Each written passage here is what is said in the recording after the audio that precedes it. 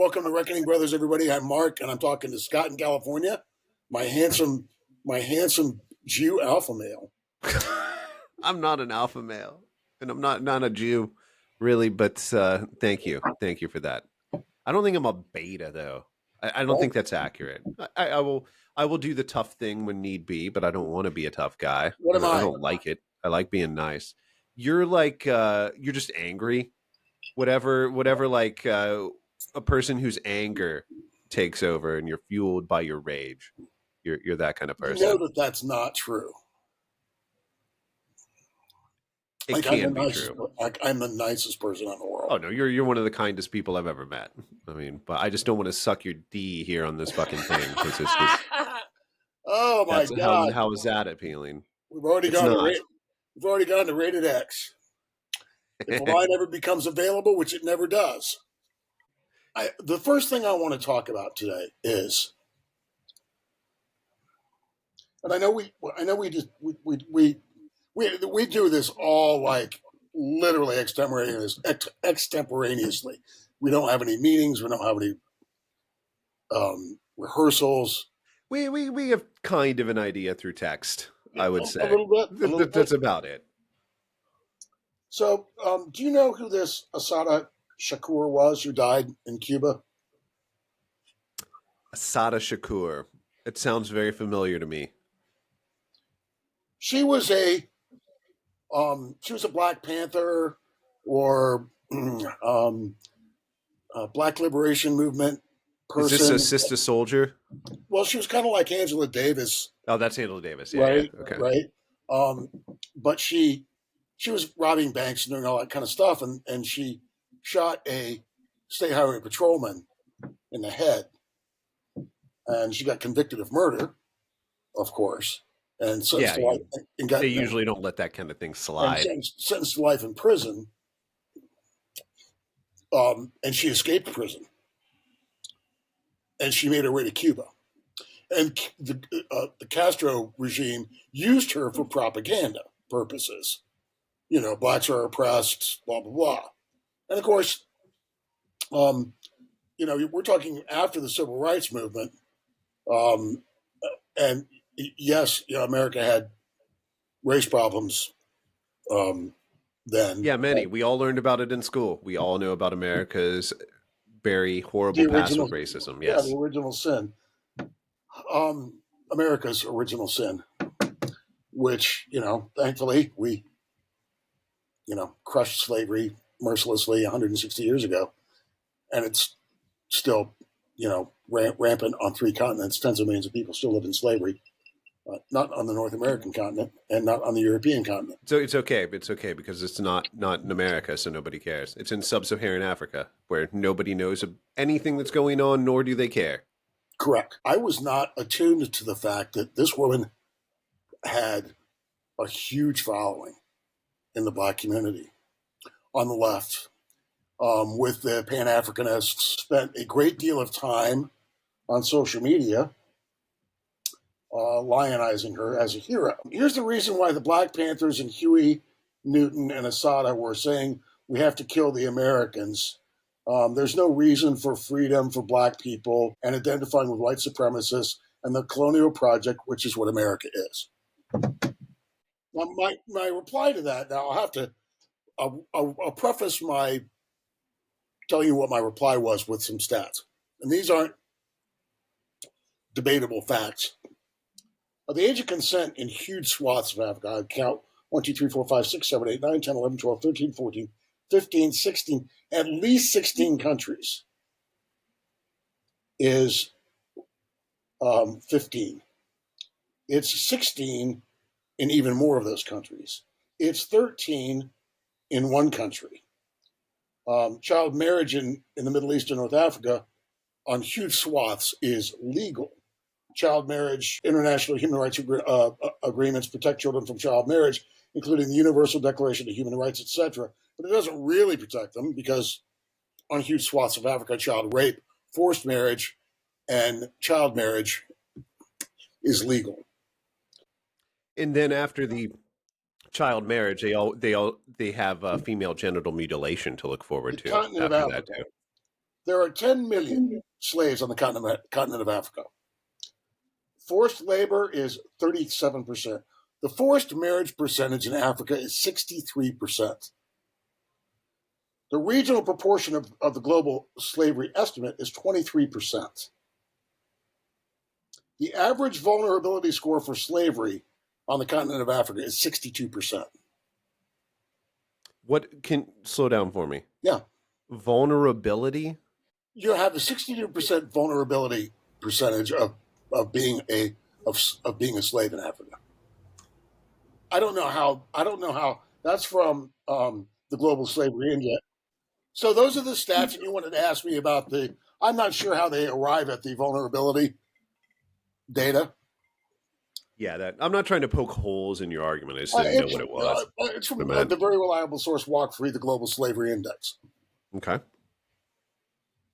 Now, so when several of Assata Shakur is a murderess who lived in an apartment with a closet and a sink in Cuba that the communist regime in Cuba used for propaganda purposes.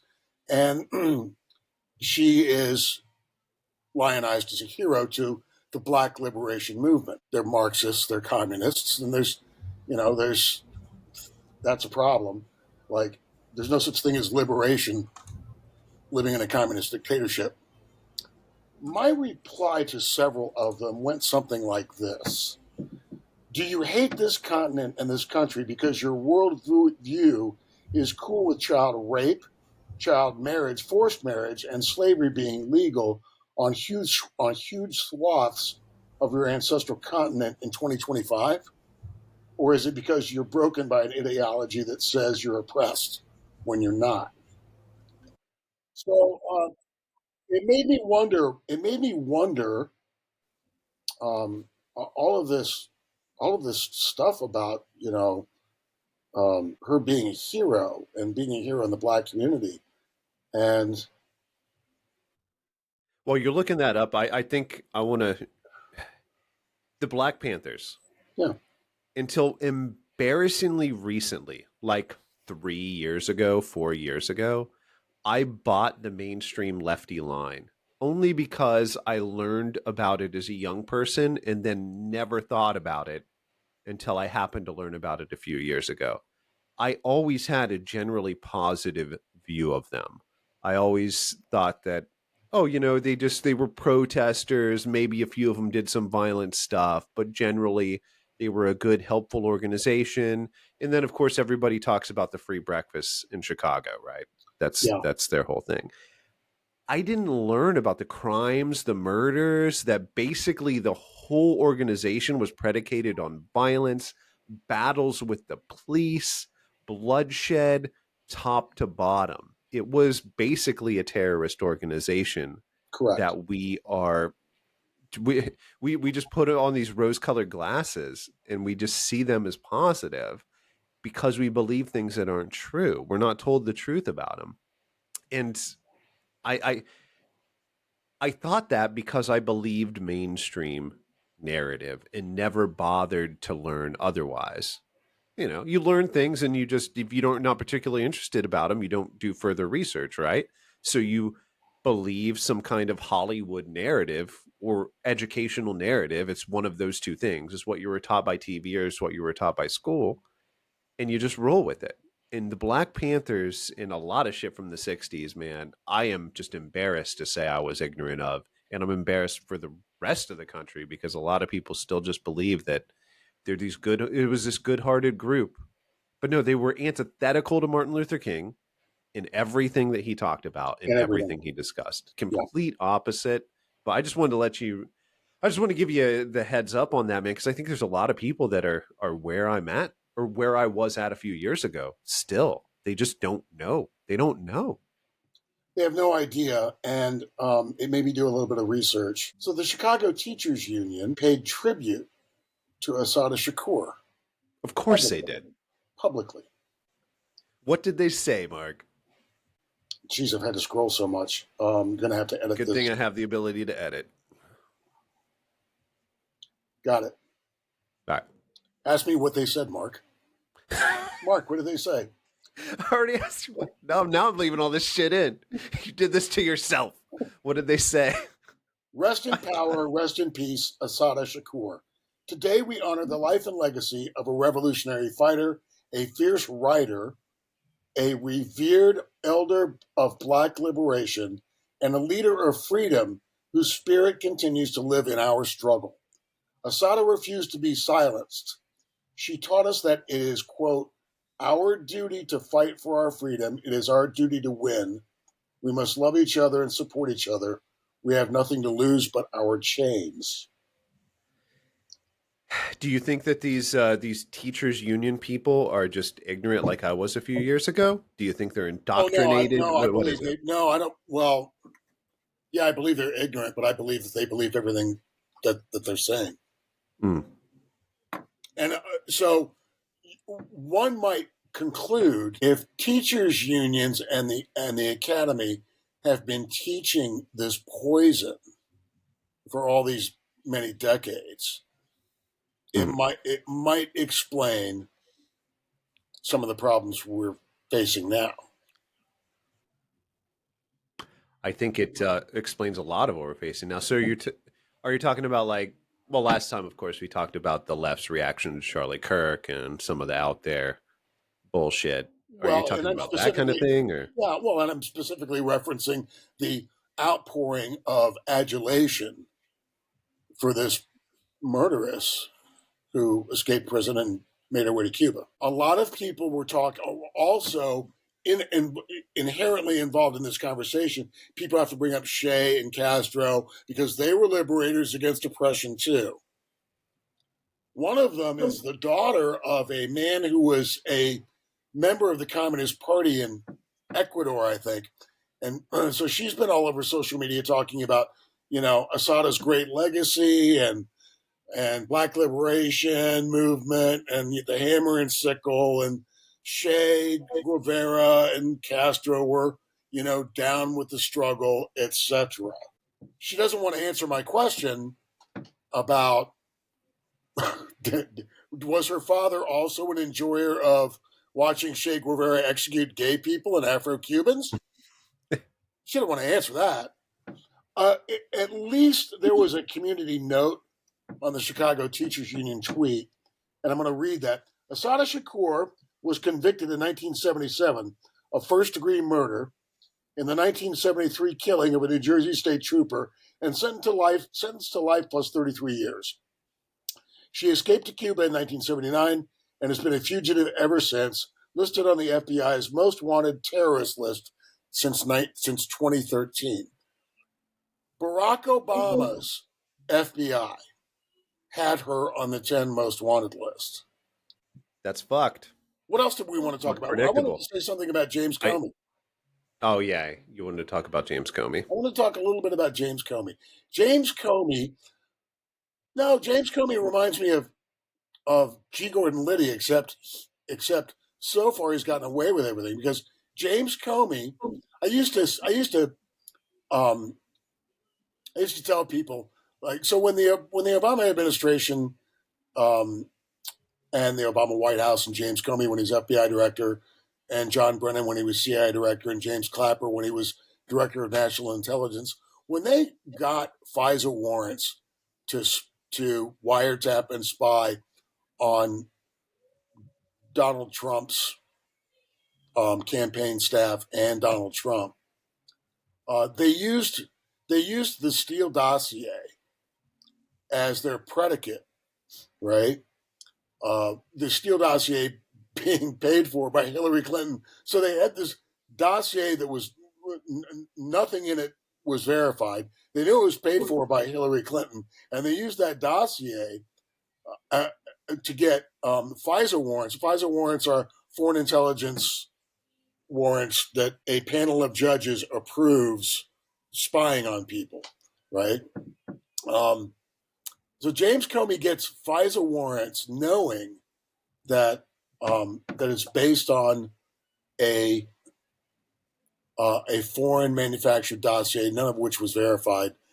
And I used to tell people, if only G. Gordon Liddy and and E. Howard Hunt and Jim McCord. If only they'd been active duty FBI and CIA when they spied on George McGovern's campaign, right? Because Comey and that crew got away with it while they were in office. He's getting indicted for lying to Congress, and he's getting indicted for obstruction. And I just think it's sort of, unironically, I think it's poetically justified that he is getting indicted. That's what I think. He's getting his comeuppance. Everything he did was blatantly political, right? Can you describe it as anything other than political? It was nothing other than politics. Yeah. So there was nothing verified in the Steele dossier, and this group laughably so at this point, right? Like the P tape, the whole Russiagate, all that. Nobody's serious. Nobody takes it seriously. Even in mainstream media, people don't really take it seriously anymore. You know who really kind of does? Bill Maher, oddly enough, which I think is weird. I like Bill Maher a lot, but he's warms up to Russiagate, which I think is a little bit odd. But anyways, the left hates him now. The hard left hates Bill Maher now, and even the mainstream leftists, they hate him. Yeah, because he's the world has turned him into a centrist just because of the way that it is, even though he's never changed and he's the same left as he's always been.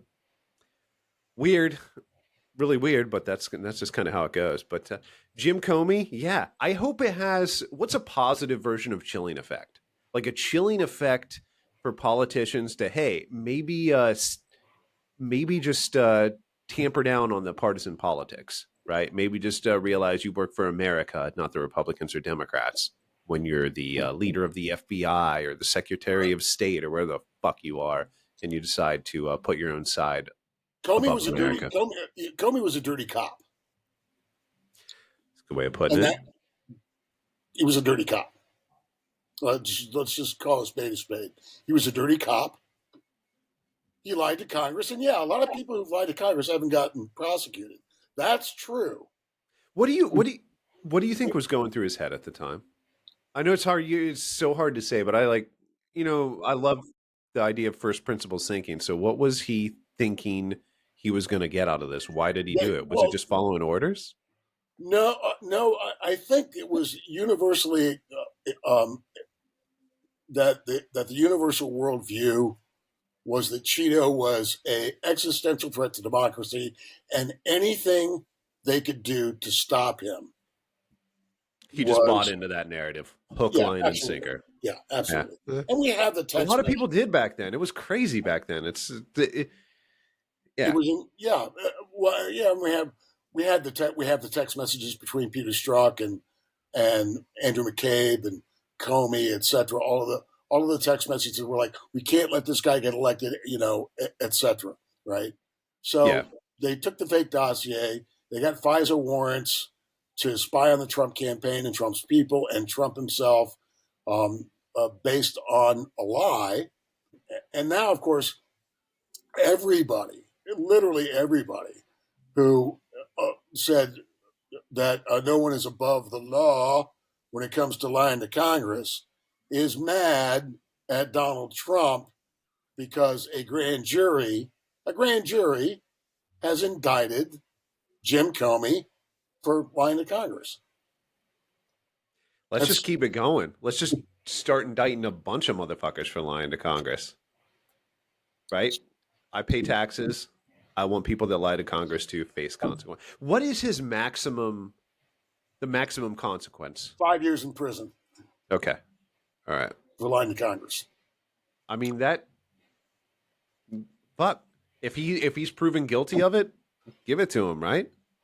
America suffers the consequences, not him. Any of these politicians, when they do something, we all suffer, right? As somebody who's personally who's personally been a victim of two dirty cops. Go ahead, get his ass. Right, I was handcuffed to a chair when I was 12 years old and slapped upside the head by a dirty cop, and I was railroaded on a charge many years later as an adult by a dirty cop. And that dirty cop who planted evidence on me That dirty cop ended up within 8 months. He got arrested by a federal task force because he was a municipal cop. He was a city cop, and he was doing quotas on arrests. And it was a Thanksgiving weekend. It was the day before Thanksgiving. It was a Wednesday night, and I had to. Within 8 months of my arrest, which was thrown out, the case against me was thrown out. We had talked to his supervisor, who told us how many instances of planting evidence that this guy had, and they were thinking about taking him off patrol duty and putting him behind a desk. Within 8 months of this guy planting evidence on me, he was arrested by a federal task force because he and a deputy sheriff in an adjacent county were kicking the doors in of drug dealers and stealing their money in drugs and selling their drugs. So yeah, I can see how you would have a thing against dirty cops after that. I hate dirty I didn't cops. know that. That's fucked, dude. Sorry you had to go through that. That's some bullshit. But I'm glad he got his fucking justice given to him. There was something else that you wanted to talk about, Scott, and that is a freedom of speech issue that's going on in California. Please brief us all on it. Give me a full report. I will. California Bill SB 771 would hold social media platforms liable under certain circumstances, especially when their algorithms or content amplification systems exacerbate content that violates personal rights laws. Intimidation, hate, and discrimination, that kind of thing is what's being championed for this. But basically, if somebody gets in trouble for doing something that breaks a law, if the social media platform is seen to have amplified something that would cause that to happen, they could potentially be held liable. This is obviously in conflict with Section 230, which says that social media platforms are not held responsible if crimes are committed by people that post on them, right? The people that post are responsible for what they do, not the social media platform. But I did look into it, and people are saying this is a stunt. They know that there's no way that this is going to have any real effect because of Section 230, and it's just another thing that Gavin Newsom can use to further his career. But it's more lawmakers trying to limit freedom of speech is the way that I see it. It's trying to force a media platform to do what they say and not to do what the media platform wants to do. A media platform has the right to silence speech or amplify speech. They are a media platform. They can do whatever they want. Now, we've talked a lot about freedom of speech, and I think that the real gross thing is the instinct of being against freedom of speech is gross and bad. But I think that's what this is. This is an instinct of freedom of speech being gross and bad, being perpetrated by a California government. What do you think? Oh, I agree. And I also believe that as the left was so continuously reminding all of us 20 minutes ago, that freedom of speech is not freedom from consequences. Yeah. So if you want to get on social media and celebrate Charlie Kirk getting assassinated, or Donald Trump being almost assassinated, or a young couple walking out of the Jewish Museum in Washington, D.C. getting assassinated, or you want to celebrate Governor Josh Shapiro's home getting set on fire because he's a Zionist. Getting Molotov cocktailed because you're Jewish. Yeah. Lots of things you can celebrate that are gross. But yeah, you do. So this is a little bit tricky, I think, because yes, you are not immune from the consequences. I also hate the instinct of I want my political enemies to be fired from their jobs. I don't I, think I like that instinct either. There's a point where it gets to like super grossness to where when I go to the DMV, do I want the person behind there to just hate all Jewish people? No, I don't. But it gets into a weird territory of what should you be fired for? You know, just because we live in this new world of your employer can know your personal beliefs because of social media. How much should they factor that in? It's a really weird world, and we're figuring it out as we go. we are figuring it out as we go, and I think that's a really smart observation. And yeah, I'm not really cool with mobs of people trying to get somebody fired for something that's gross, inartfully stated, um, Or even if celebratory. like you're a young person, because we thank God I've said this many times, and I'm sure you've said it too. Thank God there weren't cameras around everywhere when I was 20 years old, because I said the dumbest shit imaginable. I feel real bad for young people because it's there, and because it's there, it kind of forces them to double down on what they said because of their own ego, right? It's recorded, so people are going to give them shit, and they might be tempted to double down on their stupid shit rather than grow out of it just because of the way the human mind and the ego works. We're blessed with not having that recorded, so we can just kind of like blow it off. Like, yeah, I was stupid and I grew out of it. But it might not be so easy for the young people now. I don't know. I don't know. We'll find out. Yeah, I've got a lot of.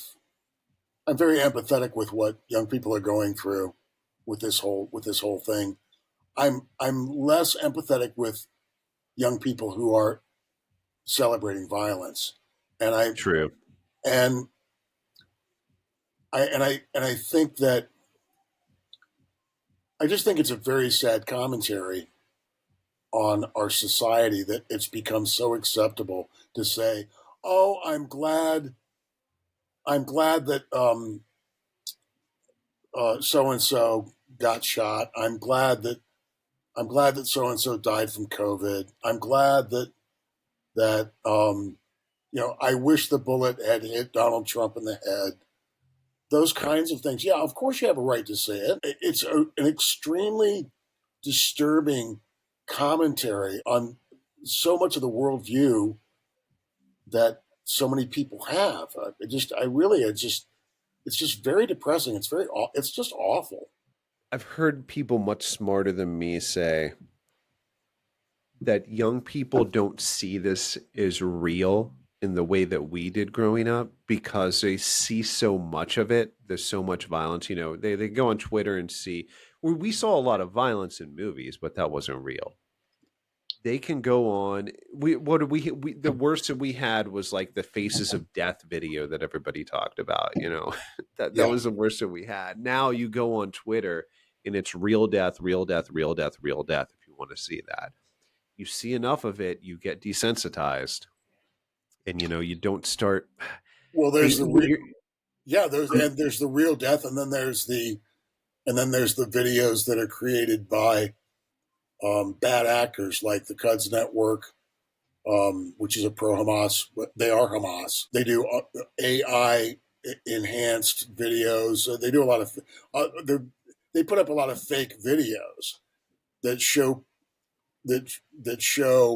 genocide, and starvation, et cetera, and it's tearing a lot of minds up. So the, the there's so much there. Israel, the PR thing. I don't even know where to begin. Maybe that's something we could deep dive at some point because it's fucking interesting as shit, but it's depressing as shit. But I don't know, man. SB 771. I don't like anything that tries to silence free speech, especially not when it's a government thing. Let let people talk. Yes, there's going to be consequences, but the only thing that's going to help us move forward as a society is if we are more forgiving to young people, try to talk to them and try to change their minds for the better. But there's a line that can be crossed as well to where, oh, you're just a fucking gross person. And the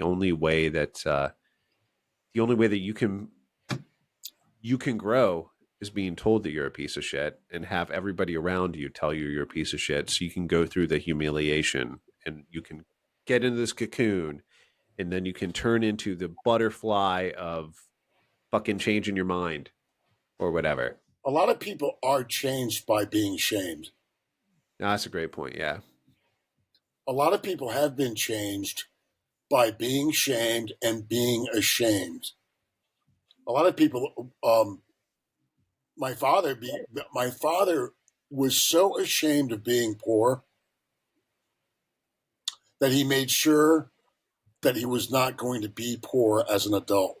That's so different than the approach that's taken today, which is you're pitied for being poor and you blame outside forces for your stage in life, as opposed to being shamed into doing something about the situation that you're in. My father, they never would have used the phrase marginalized about my father, but he grew up in a dirt floor shack, as I've described, in and was ashamed of everything around him, not having any shoes, having dirty clothes, being dirty all the time. And everybody that was at a stage in life above him were telling him as he was growing up, when he was a boy, you're not going to be anything except a dirt poor hillbilly. You're not going to be anything except a dumb hillbilly. You're never going to get an education. You're never going to amount to anything. You're never going to own a real pair of shoes. You're never going to drive a car. You're always going to be poor, and you're always going to be surrounded by poor people, and you're never going to get out of this holler. That made him do what was necessary to get out of the holler. I'm not saying it's a good thing to bully people that are going through things in life. I'm not implying that or saying that at all. I'm saying that a little bit of shame oftentimes yields positive results. And a lot of people now are using that for clout. They're using being poor for clout. It can give them points, right? It can give them status. Your father would have never even dreamed of using that, probably, if it were a possibility, but it wouldn't have really been a possibility. None of the immigrant families that I know that I knew growing up, who came here with nothing, lived in a little apartment in New York and worked as a shoe repairman or a day laborer or clerking in a grocery store. None of those people would have taken a dime. They would have jumped out their 10th floor window before they were too proud to take anything from anybody. I think you nailed it right on the head right there. It's pride. You don't have pride anymore. You don't really see it, right? That's. I'm proud of you, Scott. I'm proud of you, though. Why is that? I'm proud of you because I just am. I'm proud of you for being a handsome Jew, being very smart. I'm proud. I'm proud to know your family. I'm proud to be at your wedding. Who's going to be your best man? Your brother? Yeah, of course. And I think we should deep dive on a few of these things. I'll take a few notes. I'd love to spend the whole time really just drilling down on just the difference between that generation and ours, and shame, and why you can just slide into not giving a shit and just taking handouts, and you could not do that 50 years ago. Why? There's an awful lot of people on social media. I mean, tens and tens of thousands of people that have in their bio a link to their Venmo, a link to their exactly. They're all they're grifters. Yes. And a lot of them talk about how poor they are and they can't get a job and they're going to get kicked out of their apartment. Please send me money, and people do it. And I'm all for generosity. And I would rather give my money to Tunnels to Towers, for a wounded veteran to get a home that is, that is amenable to his handicaps than individual grifters on social media.